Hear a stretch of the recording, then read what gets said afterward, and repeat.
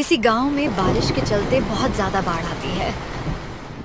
धीरे धीरे समय के साथ बाढ़ का पानी चला जाता है और सारी परिस्थिति पहले जैसी सामान्य हो जाती है। गांव में मुखिया सभी लोगों को बुलाते हैं। तो गांव वालों, हम सभी को पता है कि इस बार की बारिश के कारण गांव में कितनी बड़ी बाढ़ आ गई थी और हम सभी को इस बाढ़ में अपना सारा कुछ गंवाना पड़ा है और कई सारे लोग जिन्हें तैरना नहीं आता था वो भी इस बाढ़ के साथ चले गए और ये बाढ़ की परिस्थिति आगे जाकर भी इस गांव के साथ हो सकती है। तो इसलिए मैं इस गांव का मुखिया होने के नाते सभी को ये विनती करता हूं कि सभी लोग गांव में जल्द से जल्द तैराकी सीख लें। हाँ मुखिया जी, आपकी बात बिल्कुल सही है। तैरना तो सभी को आना चाहिए। हाँ मुखिया जी, आप जल्द से गांव में एक बड़ा स्विमिंग पूल बना दीजिए ताकि सभी बूढ़े बच्चे और औरतें आराम से तैराकी सीख सकें। हाँ जरूर, ये तो बहुत अच्छा सुझाव है। जल्दी इस गांव में स्विमिंग पूल बनाने का काम शुरू करते हैं। कई दिन ऐसे ही गुजर जाते हैं। कुछ दिनों बाद स्विमिंग पूल का काम हो जाता है और स्विमिंग पूल तैराकी के लिए शुरू हो जाता है। पर बात ये थी कि कोई भी उस स्विमिंग पूल में तैरने के लिए आगे नहीं आ रहा था। अरे कमला, गांव में बाढ़ के कारण वैसे ही दिमाग में डर बैठा है पानी का, और अब ये स्विमिंग पूल में तैराकी सीखना मुझसे तो नहीं होगा बाबा। हाँ, और ऊपर से हमारे बच्चे इस पानी में डूब गए तो नहीं बाबा, सोचकर ही डर लग रहा है। माँ, मुझे इस पानी से बहुत डर लग रहा है। मैं स्विमिंग पूल में कैसे तैरना सीखूंगा? कुछ गांव वाले पानी में तैराकी सीखने लगे, पर गांव की औरतों को और बच्चों को स्विमिंग पूल से डर लगने लगा। मुखिया को इस बारे में पता चल जाता है। क्या करें? इस गांव की औरतें और बच्चों को भी तैरना आना चाहिए। जब तक वो प्रयास नहीं करेंगे तो सीखेंगे कैसे? क्या करें? तभी वहाँ पर मुखिया का भतीजा दीपक आता है, जो दिमाग से बहुत होशियार था। क्या हुआ चाचा जी, आप थोड़े परेशान लग रहे हैं। मुखिया जी सारी बातें अपने भतीजे को बताते हैं। अच्छा, ये बात है। ये तो बड़ा गंभीर विषय है। सभी को इस गांव में तैराकी तो आनी ही चाहिए। कम से कम प्रयास तो करना चाहिए। हाँ दीपक, पर अब लोगों को तैराकी कैसे सिखाए जब तक वो राजी न हो सीखने के लिए? चाचा जी, आप चिंता न करें, मुझे कल तक वक्त दीजिए, मैं कुछ न कुछ जरूर सोच लूंगा। ऐसे कहकर दीपक वहाँ से चला जाता है। अगले दिन दीपक मुखिया के पास वापस आता है। नमस्ते चाचा जी। नमस्ते दीपक, बोलो, कुछ सोच लिया? हाँ चाचा जी, मैंने एक उपाय तो ढूंढ लिया है, पर इसमें जरा खर्चा आ सकता है। अरे दीपक, तुम खर्चे की चिंता मत करो। गांव के लोगों के लिए मैं खर्चा करने के लिए तैयार हूँ। वो कहते हैं ना, सर सलामत तो पगड़ी 50। पता नहीं अगले साल भी ऐसे ही बाढ़ की परिस्थिति गांव में वापस आ गई तो क्या करेंगे इतने जमा किए पैसों का? इसलिए सभी को तैरना तो आना ही चाहिए। तो ठीक है चाचा जी, सुनो, हम गांव के नदी किनारे एक दुकान लगाएंगे जिसमें हम लोगों को मुफ्त में बढ़िया स्वादिष्ट चिकन बिरयानी खिलाएंगे।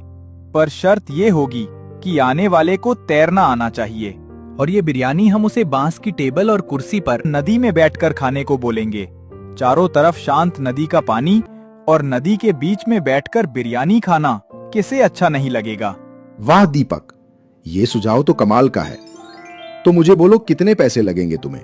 मैं व्यवस्था कर दूंगा। शायद ये तरीका काम कर जाए। हाँ तो ठीक है चाचा जी, मैं कल ही अपनी चिकन बिरयानी की दुकान लगाता हूँ। अगले दिन कहे मुताबिक दीपक नदी किनारे अपनी चिकन बिरयानी की दुकान लगाता है। चारों तरफ स्वादिष्ट बिरयानी की खुशबू फैली थी। आने जाने वाले सभी लोग उस खुशबू से खिंचे चले आते हैं। क्या भाई दीपक, क्या है ये? अरे भाई, दिख नहीं रहा क्या? ये चिकन बिरयानी है। भाई, वैसे कीमत क्या है एक प्लेट की? खुशबू तो बहुत बढ़िया आ रही है। अरे भाई, ये बिरयानी बिल्कुल मुफ्त है, फ्री की है ये बिरयानी। तुम जितनी चाहो खा सकते हो, तुमसे 1 रुपया नहीं लूंगा। क्या भाई, 1 रुपया भी नहीं लोगे? क्या काम धंधा छोड़कर ये समाज सेवा शुरू की है क्या? नहीं भाई, बिरयानी तो मुफ्त ही मिलेगी, पर एक शर्त पर। जिसको तैरना आता है वही इस बिरयानी का आनंद ले सकता है। वो बांस की टेबल और कुर्सी देख रहे हो? वहां बैठकर आराम से जितनी चाहो उतनी बिरयानी खा सकते हो तुम लोग, पर वहां तक तुम्हें तैर कर जाना होगा। अरे भाई, ये तो बहुत सही है। तैरना तो हम दोनों को भी आता है। ये तो बहुत अच्छी बात है। मतलब तुम इस चिकन बिरयानी के मजे ले सकते हो। तुम वहां जाकर बैठ जाओ, ये नाव तुम्हारे लिए अपने आप बिरयानी लेकर आएगी। क्या? ये नाव हमारे लिए अपने आप बिरयानी लाएगी? ये कैसे भाई? अरे, मैंने इस नाव के नीचे मोटर लगाई है और इसका रिमोट भी मेरे पास है।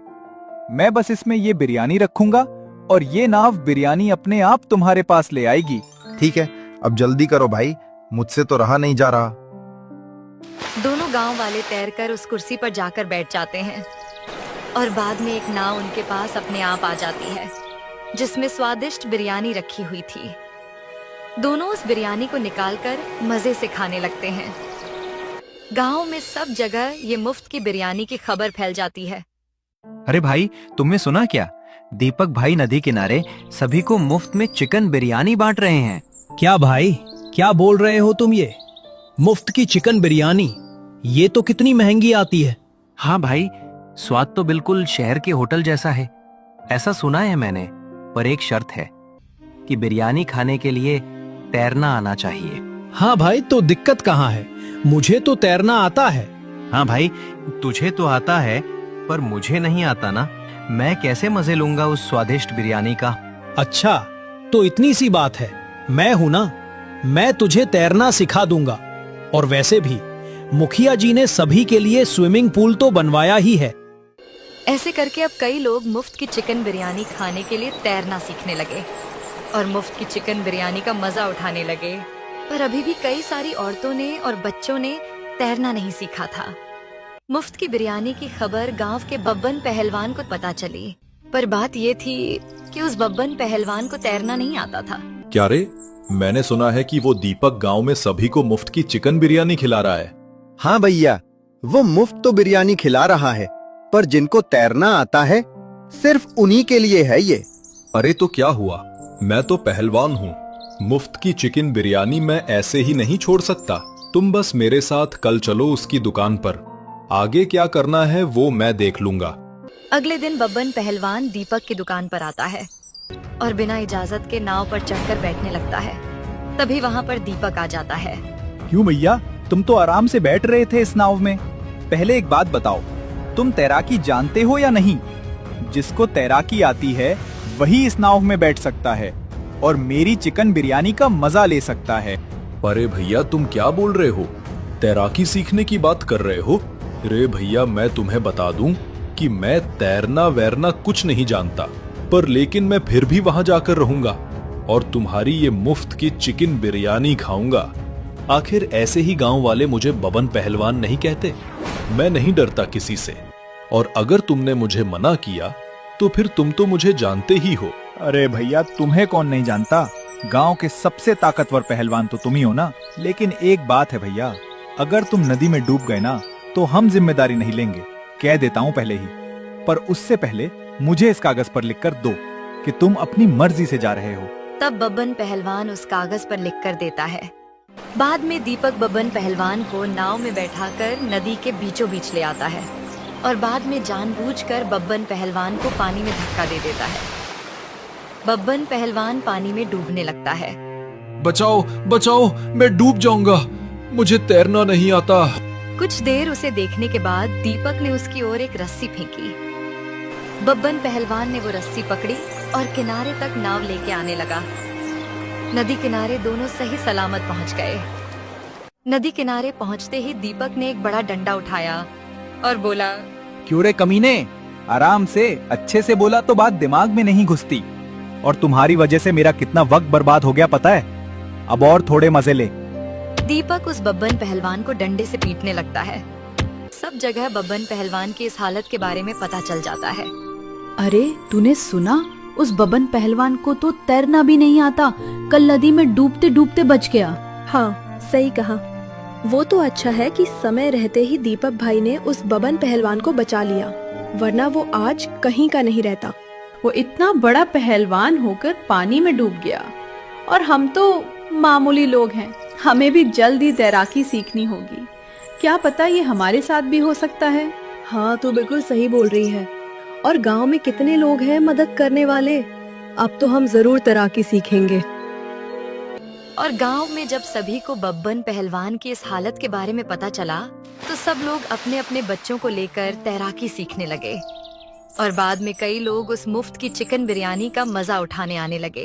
गांव के लोगों को तैराकी की और दिलचस्पी लेते देख मुखिया जी ने दीपक की बहुत प्रशंसा की और उसे इनाम भी दिया।